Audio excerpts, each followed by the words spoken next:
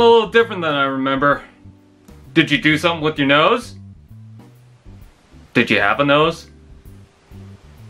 Do I have a nose? So Legacy started off with a divide. It seemed no two people felt the same way. While I'm sure there's something for anyone, it seemed the resurgence of Prime characters caused the most stir-up for their change in design. Some were taken back by the Generation 1 overhaul, although I think it's just staying consistent to generations. I mean, there's already a G1 Arcee. I was hoping to see Prime figures with modern engineering. Arcee's a big-name character from the show, so can Hasbro still pull it off? The new Legacy boxes look nice, love the logo, the colors, but do I really want somebody's grubby hands on my figures before purchasing, reaching for the head like the Space Jam LeBron James toys? Based on her appearance, Arcee transforms into a blue motorcycle, and man, remember when this was every Arcee for a while? Energon, movie, and now they just slap a car on their back and call it a day. But for what it's worth, I think they nailed the bike. That is, for something inspired by the original. Doesn't have the right sharpness, and the front seems a little wide and bubbly, but I do think the bike itself is pretty cool. I feel so conflicted. I wanted an accurate Arcee. She's toying with my emotions. I don't even mind the thighs being right there. In fact, the limbs are pretty well incorporated for a bike transformer, the worst of it being the exposed hands.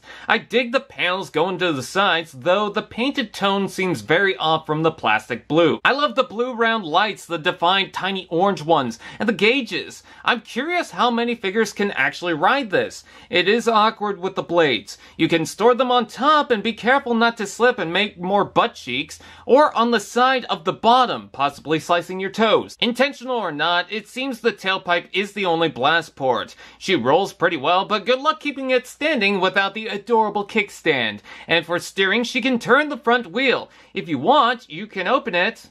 Congrats! If you want it. So with the vibrant blue popping with the black and dark gray, the bike mode seems to prove that this collaboration can work, adapting to generations. But will that continue with her other form? Robot mode.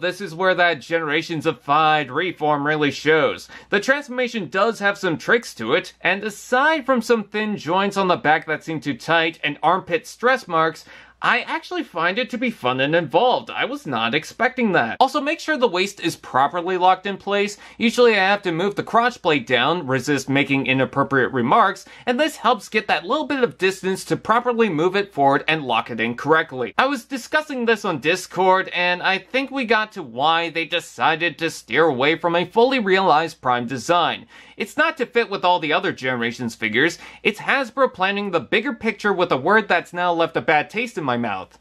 Repaints. I mean, repaints aren't new, and if they kept it, they could have done a flame war or make some convention-exclusive reference, but with this, we know they're doing a road rocket, but you could do the other laser cycles, Armada Sideways, perhaps a Generation-style animated prowl, you name it. I'm still hesitant on it because I feel Hasbro's too scared to do a full Prime design with the treatment of modern engineering, but on the other hand, it's honestly not all bad.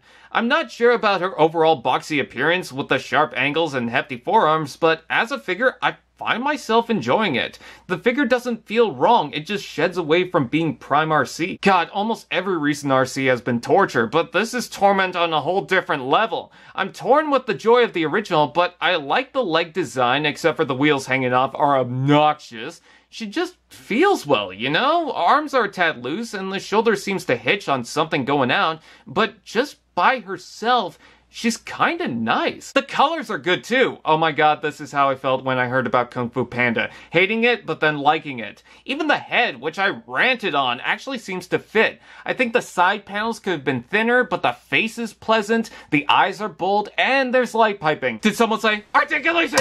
Ball joint ahead, shoulders out and in forward to back rotation below, elbow bend, wrist rotation, ball joint at waist, hips out and in forward to back rotation below, knee bend, toes move, and foot tilt. It's a good thing Legacy didn't lose out on the movement. The wrists are a real treat considering what's going on. She poses pretty well, just be careful that the knees don't disconnect. let's take a look at the accessories. One stays on the back, which she has a massive backpack, but that's generally carried over.